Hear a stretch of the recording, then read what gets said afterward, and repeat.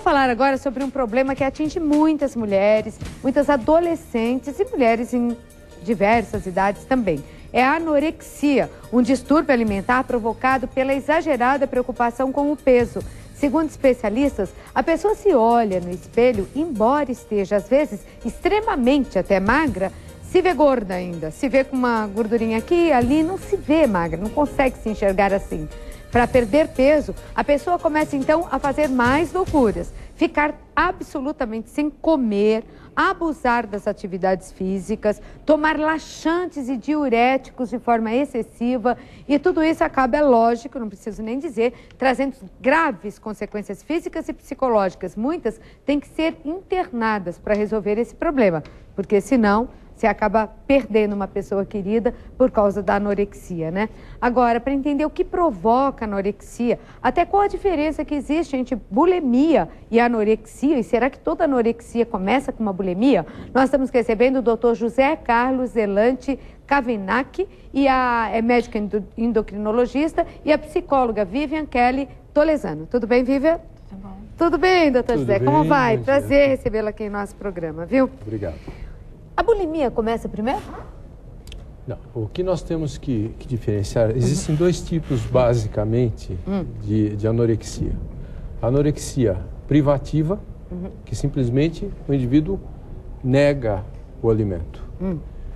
E a anorexia purgativa. A anorexia purgativa, entre elas, é a bulimia, na qual o indivíduo ingere o alimento e depois induz o vômito ou toma laxantes para a eliminação daquilo. Se livrar dessa comida. Isto. Eu queria abrir aqui para você que está em casa o nosso e-mail. É manhãgazeta@tvgazeta.com.br. Eu estou aqui ao vivo. Se você tem alguma dúvida, pode fazer a sua pergunta, tá? manhãgazeta@tvgazeta.com.br.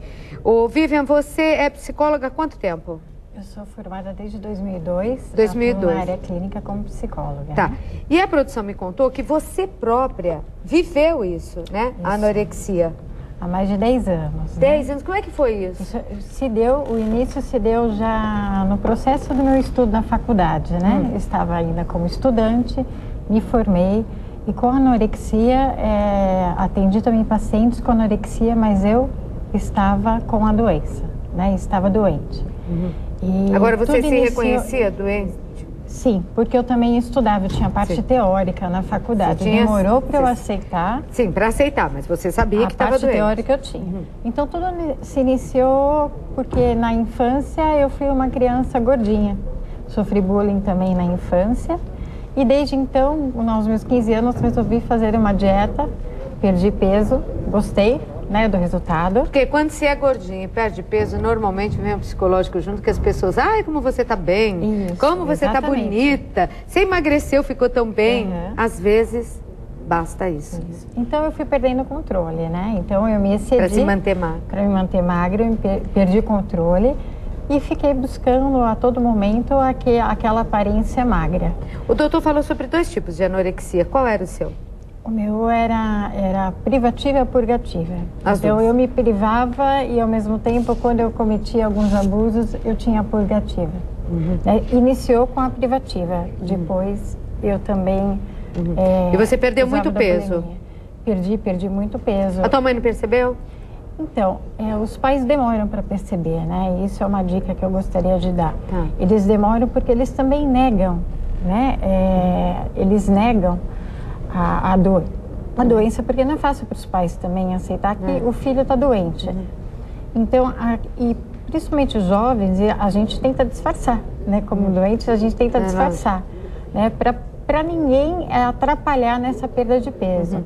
Só que o que eu fui percebendo é que desde então, o que me faltou foi amor próprio, né? Então é muito divulgado a questão de que muitas vezes a mídia coloca que tem que obedecer certo padrão.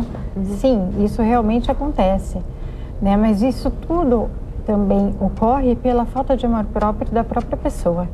E você viveu até quanto tempo depois de formada como anoréxica? Até 2 anos atrás. Então faz apenas 2 anos que você se livrou totalmente. Exatamente. Bom, isso faz com que você atenda pessoas e conheça o outro lado perfeitamente. Sim, é um lado da história que eu consigo compreender e entender a dor, porque muito é esperado e não entendido por que a anorética está lá sentindo os sintomas, sofrendo, porque a gente acaba perdendo tudo. Eu tive perdas, né, físicas, né, algumas consequências que levaram à anorexia, né, que a anorexia acabou trazendo para mim, na minha questão física.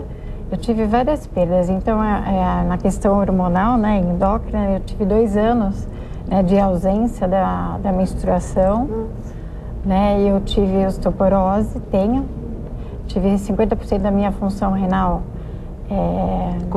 comprometida, agora que está estabilizando. Quantos problemas? Isso, o meu fígado também houve, né, um probleminha no meu fígado, hoje também já está melhor. Tive perda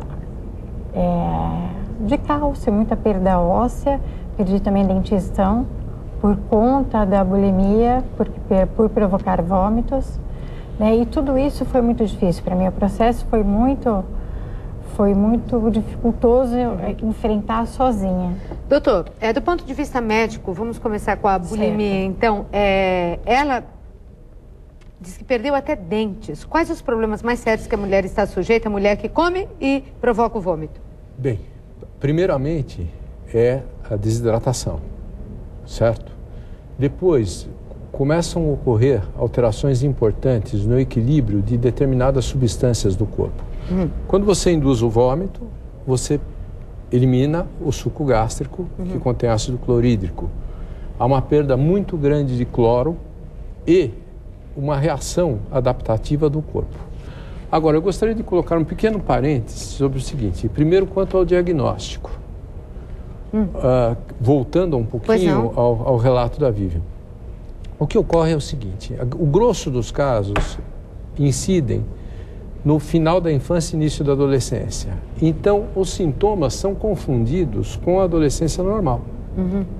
Tá? A pessoa ficar um pouco mais reativa, ficar um pouco mais retraída, não querer fazer as refeições junto com os pais.